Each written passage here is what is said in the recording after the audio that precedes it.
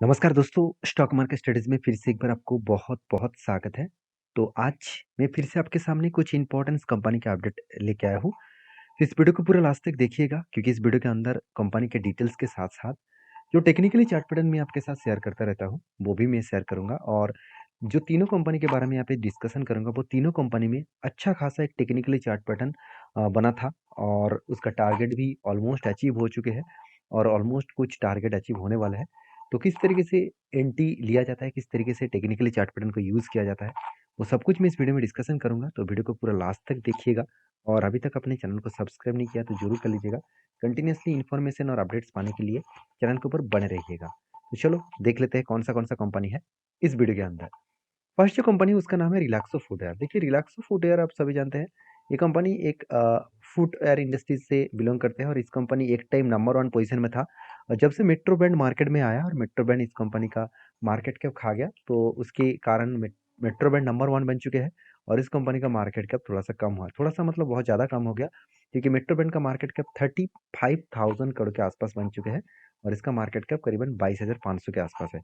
तो जो मतलब कंपनी के जो टोटल जो मार्केट कैप है वो कम होने के पीछे एक ही रीज़न है, मैं पहले भी बोल चुका हूँ कि ये कंपनी ज़्यादा से ज़्यादा हाई लेवल कस्टमर को वो एक्वायर करके रखे थे, मतलब हाई लेवल कस्टमर को वो माल बेच रहा था।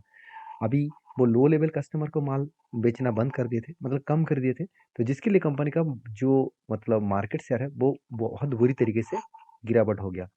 और रिलैक्सो ये भी बता रहा है कि 2025 से पहले वो मार्केट को फिर से रिकवरी करेगा और मार्केट में वो नंबर 1 पोज़ीशन में, एक लीडर पोज़ीशन में बैठा रहेंगे। तो वो होगा कि नहीं होगा वो तो बाद में ही पता चलेगा, मगर एक पॉइंट्स मैं ज़रूर कहूँगा कि कंपनी जिस तरीके से कमेंट्स किया, उसी तरीके से काम भी कर रहा है। ऐसे नहीं कि काम नहीं कर रहा है।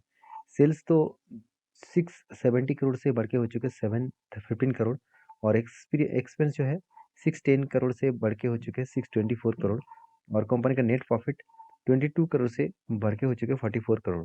तो अलग लेवल का यहाँ पे प्रॉफिटेबिलिटी चेंजिंग देखने को मिले। अभी देखिए कंपनी के ऊपर जो मतलब बैलेंस शीट है, वहाँ पे भी आप देखेंगे तो कंपनी का जो रिज़र्व है, वो लगातार बढ़ता हुआ देखने को मिले और बोरिंग्स एकदम ना के बराबर है। उतना ज़्यादा बोरिंग्स नहीं है और उसके साथ-साथ कंपनी का फिक्स्ड एसेट भी बढ़ा और बिज़नेस के ऊपर कुछ पैसा कंपनी लगा भी रखे हैं, अराउंड 63 करोड़ के आसपास। तो एक अच्छा खासा यहाँ पे ग्रोथ और मोमेंटम देखने को मिले और एज़ ए इन्वेस्टर, प्रोमोटर से लेकर एफआईसीएस पब्लिक हर किसी के पास आपको इन्वेस्टमेंट दिखेगा। और बेस्ट तरीके से इन्वेस्टमेंट आपको देखने को मिल जाएगा। तो मैं यहाँ पे एक चीज़ कहूँगा कि रिलैक्सो के ऊपर आपका जो सिचुएशन अभी जो सिचुएशन देखने को मिला है, वो कुछ इस तरीके से है, कफ विथ हैंडल पैटर्न्स बना था और एक बार नहीं 2-3 बार यहाँ पे पैटर्न्स क्रिएट किया। मुझे लगता है और एक बार पैटर्न्स यहाँ पे क्रिएट करेगा। तो इसको कहा जाता है कि मतलब शोल्डर कम हेड कम शोल्डर। तो 1-2 नहीं 4-4 बार कंपनी शोल्डर क्रिएट कर रहा है। तो जितना ज़्यादा शोल्डर क्रिएट करेगा उसके बाद ब्रेकआउट होगा तो हायर पॉसिबिलिटी है उसको टारगेट तक अचीव होने का। तो कंपनी का फाइनेंशियल तो ठीक है, तो टेक्निकली चार्ट पैटर्न जब भी कंफर्म करे, तब मैं खुद टेल लूँगा और आपके साथ भी शेयर करूँगा। आपको सारी चीज़ों को एज़ ए एजुकेशन पर्पज़ में शेयर करता हूँ, तो आपके साथ भी शेयर करूँगा। तो प्लीज़ मेरे वीडियो को कभी भी रिकमेंडेशन के हिसाब से मत देखिएगा क्योंकि मेरे वीडियो के माध्यम से आपको कुछ सीखने को मिलेगा। अगर आपको काम करना है तो आपके रिस्क के हिसाब से, आपकी कैपेसिटी के हिसाब से काम करिए क्योंकि हर किसी का अलग-अलग ओपिनियन है। मेरा ओपिनियन अलग है, आपका ओपिनियन अलग हो सकता है। इस कंपनी का लास्ट जो फ्यू डेज़ का डेटा दिखा दूँ तो डिलीवरी का परसेंटेज आपको अच्छा दिखेगा। इसका मतलब क्या है? इसका मतलब है वही लेवल में डिलीवरी किया उठाया जा रहा है जिस लेवल में इसका कंपनी का पैटर्न्स कंप्लीट होने के लिए जा रहा है। तो इसी लेवल में हाई डिलीवरी उठाया जा रहा है तो इसका मतलब यहाँ से रिवर्सल करने का चांसेस ज़्यादा देखने को मिल सकता है। तो नेक्स्ट जो कंपनी है सबसे जो बेस्ट कंपनी मुझे लगा एचडीएफसी एसेट मैनेजमेंट। तो एचडीएफसी एएमसी जिस कंपनी का नाम से जानते हैं हम लोग। तो एचडीएफसी एएमसी जो एक एसेट मैनेजमेंट कंपनी है, एक फंड मैनेजमेंट कंपनी है, जो जो पीएमएस है। मतलब पीएमएस का मतलब है आप सभी जानते हैं पोर्टफोलियो मैनेजमेंट सर्विसेज। तो पोर्टफोलियो मैनेजमेंट सर्विसेज के ऊपर कंपनी काम करते हैं और साथ ही साथ कंपनी इसका जो मेन बिजनेस है वो पीएमएस के ऊपर है, साथ ही साथ एसेट मैनेजमेंट का मेनली काम करते हैं, उसके साथ साथ म्यूचुअल फंड्स भी इसका एक इन्वेस्टमेंट मैनेजमेंट सेक्टर है। तो ये सारी चीज़ों को काम करने के बाद कंपनी धमाका परफॉर्मेंस किया और देखिए इस कंपनी के ऊपर मैंने क्यों टेल लिया सबसे पहले वो बता दूं। कंपनी की P ratio industries P ratio से बहुत हाई है, आरओसी आरओई दोनों ही बेस्ट देखने को मिला। बुक वैल्यू 282 के आसपास है और करंट प्राइस से करीबन 10 टाइम्स ऊपर है। तो थोड़ा सा यहाँ पे हाई वैल्यूएशन देखने को मिलेगा। मगर मुझे उतना ज़्यादा हाई नहीं लगा क्योंकि कंपनी का एनुअल इनकम अच्छा है और मार्केट जिस तरीके से बुल रन में है, इस कंपनी को एक रॉकेट की तरह ऊपर जाने का चांसेस है। क्योंकि देखिए जब मार्केट बुल रन में होते हैं तब लोग क्या करते हैं, तब उस टाइम में लोग डायरेक्टली स्टॉक के ऊपर निवेश करते हैं, डायरेक्टली म्यूचुअल फंड के ऊपर निवेश करते हैं, क्योंकि वो लोग जानते हैं अभी मार्केट भाग रहा है तो इसी टाइम में निवेश करना सही होगा। और इसी कारण की वजह से एएमसी जितने सारे कंपनीज है, जितने सारे एसेट मैनेजमेंट कंपनी है, उसका फायदा मिलता है। क्योंकि मान के चलिए आज 100 लोग म्यूचुअल फंड करके रखे थे, आज जो मार्केट भाग रहा है तो और भी लोग ऐड होगा, तो और भी अगर 100 लोग ऐड कर दिए तो कितना बड़ा पोर्टफोलियो क्रिएट होगा। आप सोचिए कितना फंड आएगा, उस फंड से कंपनी प्रॉफिटेबिलिटी ज़्यादा ग्रोथ करेंगे। तो इसी बेसिस में कंपनी के ऊपर मैंने ट्रेड लिया, क्योंकि कंपनी के ऊपर क्वार्टर रिजल्ट भी देखेंगे तो शानदार तरीके से सेल्स का इंक्रीजिंग देखने को मिला, एक्सपेंस को भी कंपनी कंट्रोल में रखे, उसी बेसिस में कंपनी का नेट प्रॉफिट जो है वो भी लगातार लगातार बढ़ता हुआ देखने को मिले। तो अलग लेवल का यहाँ पे प्रॉफिटेबिलिटी देखने को मिले। और एज ए इन्वेस्टर, प्रोमोटर से लेकर एफएसडीएस पब्लिक, हर किसी के पास यहाँ पे इन्वेस्टमेंट आपको देखने को मिल जाएगा। तो जब इन्वेस्टर मतलब एफएस ने होल्डिंग को इंक्रीज किया और डीएस ने भी होल्डिंग को कंटिन्यू किया, तब भी एक प्लस पॉइंट नजर में आया कि कंपनी में एक धमाका हो सकता है।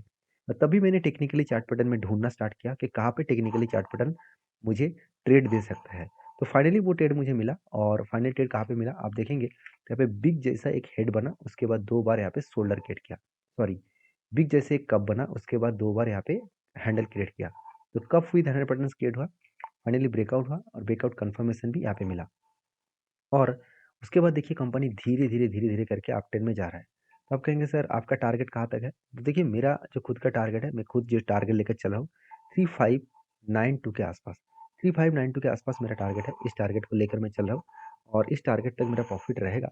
और मेरे हिसाब से यहाँ पे जो 39% के आसपास जो टारगेट लेकर मैं चल रहा हूँ, ये टारगेट मुझे लगता है इजीली वो टारगेट को अचीव करेगा, क्योंकि मार्केट अगर बुल रन में हो तो इसमें कोई दिक्कत नहीं आएगा, कंटिन्यूसली वो अप जर्नी में ही खुद का ग्रोथ दिखा पाएंगे।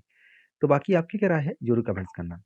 नेक्स्ट जो कंपनी है उसका नाम आप देखेंगे, उसका नाम है जोमेटो। देखिए जोमेटो के ऊपर हर किसी का नज़र है, क्योंकि जोमेटो जिस तरीके से खुद को रिप्रेजेंट किया, 44 रुपीज़ से कंपनी रिवर्सल करके वो 130 तक आया। तो ये जो रेंज, ये जो जर्नी हुआ, और इस जर्नी में कंपनी में हाई मतलब वॉल्यूम भी देखने को मिले और बड़े बड़े इन्वेस्टर से लेकर बड़े बड़े इंस्टीट्यूशन तक अच्छा खासा पैसा कमाए। तो जोमेटो के ऊपर में एक पॉजिटिव साइन मुझे इसीलिए देखने को मिला क्योंकि कंपनी का जो क्वार्टर रिजल्ट है, इतने दिनों तक तो सेल्स तो ठीक ठाक था, कंपनी का एक्सपेंस भी कंपनी देखा जाए तो थोड़ा सा ज़्यादा हुआ, कभी कम हुआ, इस तरीके से सिचुएशन देखने को मिला।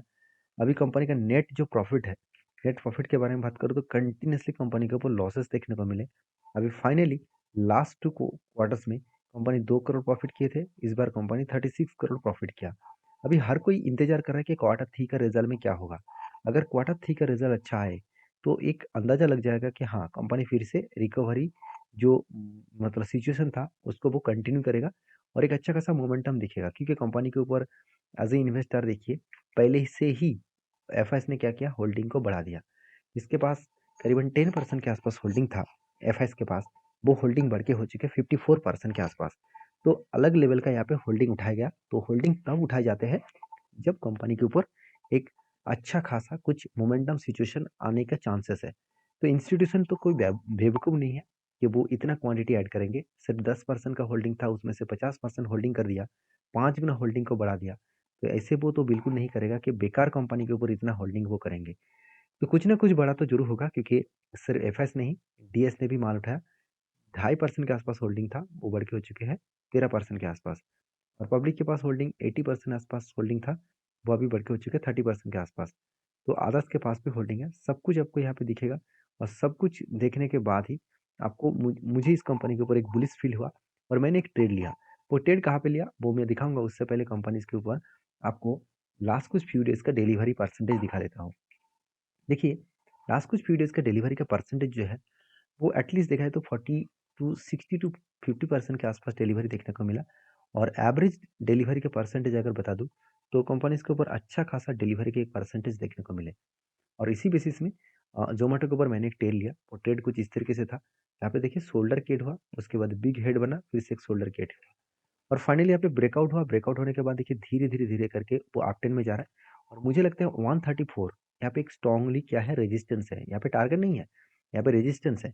इस रेजिस्टेंस को फेस करेगा, उसके बाद थोड़ा सा रुक सकते हैं अगर इस रेजिस्टेंस को ब्रेक कर पाए तो मेरा जो टारगेट है, मैं जिस टारगेट को लेकर चला हूँ 157 के आसपास मेरा टारगेट है।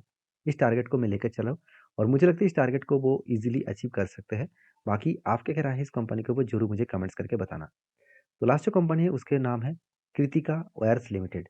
तो कृतिका वायर्स लिमिटेड के बारे में बात करूँ तो कंपनी बहुत छोटा है, इस बात को भूलना मत, क्योंकि कंपनी एक माइक्रो कैप टाइप कंपनी है। और इस कंपनी के ऊपर एक बहुत बड़ा अपडेट है, वो है कंपनी के ऊपर बोनस का। तो 1:2 रेशियो का मतलब एक के बदले दो शेयर कंपनी बोनस के हिसाब से देने वाला है। तो जब भी कुछ कंपनीज के ऊपर इस तरीके से सिचुएशन, इस तरीके से कुछ न्यूज अपडेट आपको मिले, तो ऑब्वियसली आप उस कंपनी के ऊपर एक बार स्टडी करके काम करना। और देखिए 19 तारीख को बोनस स्प्लिट, मतलब कल के दिन इस कंपनी का फाइनली बोनस स्प्लिट मिल चुका है और आज के दिन एडजस्टमेंट प्राइस आपको देखने को मिल जाएगा। तो कितने लोगों को बोनस मिला मुझे जरूर कमेंट्स करके बताना। तो ये था कुछ कंपनीज का अपडेट। वीडियो में अगर जानकारी अच्छा मिले तो प्लीज़ लाइक करना। और हाँ, जाते जाते मैं एक ही बात कहूँगा कि ये वीडियो टोटली एजुकेशन पर्पस में था, मेरे तरफ से कोई भी बाय एंड सेल का रिकमेंडेशन नहीं है। अगर किसी कंपनीज के ऊपर काम करना है तो प्लीज़ आप पहले पहले स्टडी करिए, बैक टेस्टिंग करिए, उसके बाद कोई डिसीजन लीजिए। मेरी तरफ से सिर्फ एजुकेशन पर्पस में ही सारे डिटेल्स आपको देखने को मिला। मिलते हैं नेक्स्ट वीडियो में, तब तक के लिए धन्यवाद।